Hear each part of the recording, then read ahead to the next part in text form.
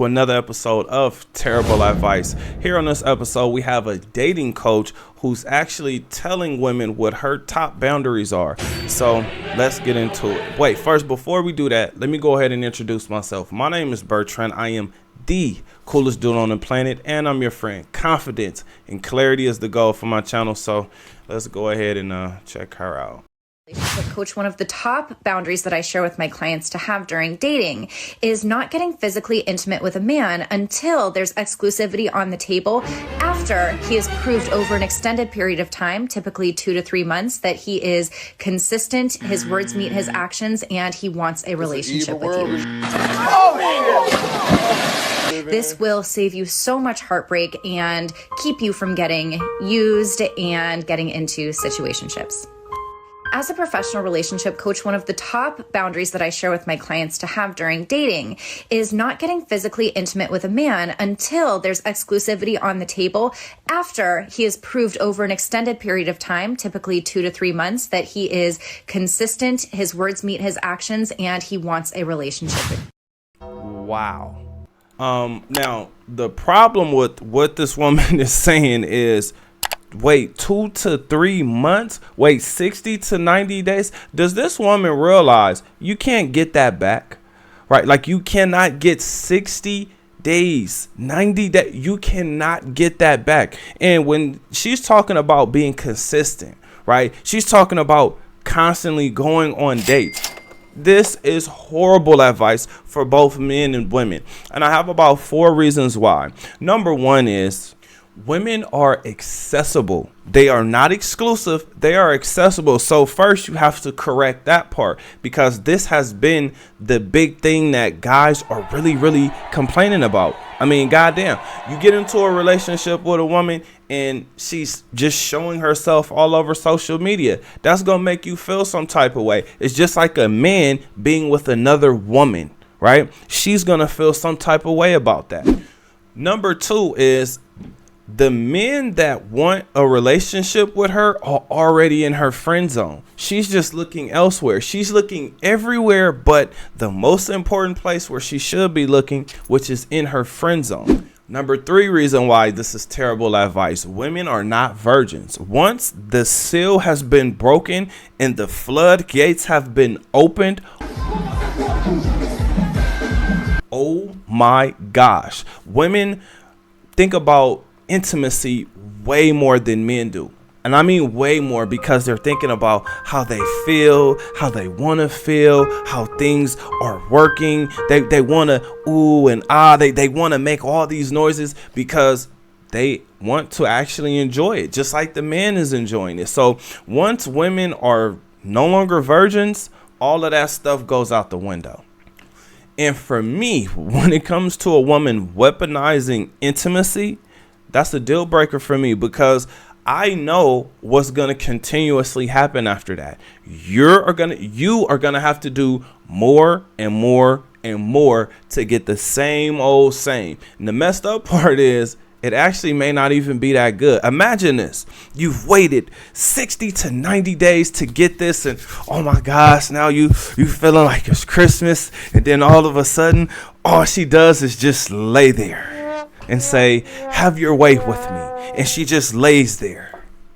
How enthusiastic are you going to be? I can tell you, me personally, I am not enthused at all by a woman just laying there. No touching, no rubbing, no kissing, no hug. No, listen, I'm telling you guys this because I've been in that situation before. Just like I've been in a situation where the woman really weaponized intimacy. And I'm telling you, fellas, that is a miserable relationship to be in. Now, the advice that she should have been giving women is, number 1, stop selling yourselves on social media, right? Men can see when you make those posts and, like, you know, it's all cheeks, right? You got the tight fitting clothes on, but it's all cheeks. So now we get to see every single thing. That should be number 1 on the list, because that's what's making you accessible. That's why men are not taking you serious. Number 2, appreciate the man. Show some respect. Honor the man, right? Make sure this man feels like the man, because when he feels like the man, you get a different experience from him. Number 3, the number 3 thing that this woman should have said, and this could have been number 1. Only date the men that you're actually interested in. Do not date men that you have no interest in. Fellas, this is the number 1 reason why I continuously say adapt to dating, because it is completely different. Now, here's the important message, right?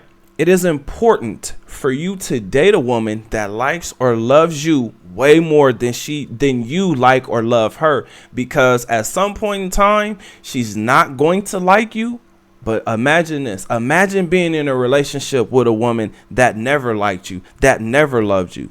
There is no chance of her actually coming back to actually like you or love you, because it wasn't there from the beginning. So, fellas, that is a huge tip that I can just give you based on my own personal experience, from myself, from my own self, plus the experience that I've got from older men as well. Number 4. As you get older, you become more expensive, and your looks, your beauty, it starts to fade. It starts to go away. So it is important for you to lock down the man that you want when you are your most beautiful, and also bringing down your requirements, at least to something that's realistic. Get to know markets, right? Get to know men. Get to know how much men are actually making. Get to know what men are actually doing. In fact, the bigger question is, what is she doing, right? Because maybe that's where the vision is really being distorted. Because if women understood how men are making money, and I'm talking about legally making money, right? She would know that a lot of men have a cap. If you have a career, you have a cap on how much you can make, unless you start a side business. If you don't do that, you have a cap on just how much money you can make. Now, I'm saying this because women are looking at social media and they're seeing the strippers and the OnlyFans models constantly on trips, constantly, shopping and getting all these expensive things, and they're comparing themselves to that and saying, look at her, I deserve that, I should be getting that, when in reality there's only a few men who can actually do it. So here's the big thing. If you cannot have realistic standards, then prepare to share and be happy about it. Be happy about sharing, because hypergamy is one thing, monogamy is completely different, right? So that's why I break things down into 4 categories: wife, companion, fun girl, or gold digger. Now, the reason I'm doing this is because I'm looking at what the woman is doing versus what she is saying. I don't think just being a good man is enough. So if they match up, then it lets you know exactly where she is. This is not about me wanting to place women in certain categories, because if I had it my way, I would want to place the majority of women in the wife category, because a lot of men actually want wives. But we're in a day and age where that's being frowned upon, right? If you are in a happy relationship, the toxic people are going to help destroy your relationship. If you put your relationship on social media, it will be destroyed, because that means the people are looking at the trolls. When you have good and bad times and you read that negative comment when you're in the middle of an argument or you're in the middle of a disagreement, you constantly reading negative feedback. Oh, you don't need him. You can do better than him. Oh, come on, queen. I'll treat you better. I'll do you better than him. You will never have no days like that. Right? All of those dumb comments get into both the men and the women's mind. So now when you're together publicly, you have to break up publicly, and breaking up sucks. So fellas, this is why I talk about confidence and purpose, right? We cleared up what the message is and what it should be. Now let's talk about the confidence. 3 things that'll help you do that: exercise, meditate, and investing. These 3 things help you mentally, help you physically, and then help you financially. The majority of women are looking at your finances. Then they look at, oh, am I actually attracted to him? Oh, okay. What type of person is he? But it was first based on the money. Now, some women will actually choose the looks first, right? But no matter what, it always comes back around to money. So I'm telling you, invest your money in things that give you a return. After you do that, adapt to dating, because we live in stripper culture. This is why it's so hard to date, because women have unrealistic expectations. And the guys that they want to date, they have to share, because there's only like 10 of those guys. So fellas, I'm saying become number 11, 12, 13, right? Get your money right, because that's what they are looking for. With all this being said, I have a question for you guys. What do you think? Am I tripping? Is this actually good advice? If there is some good advice, where was it? Because I gave you guys all my points. So comment under this video. Let me know what you think. Thank you for watching this video, and I'll see you guys on the next one. Peace.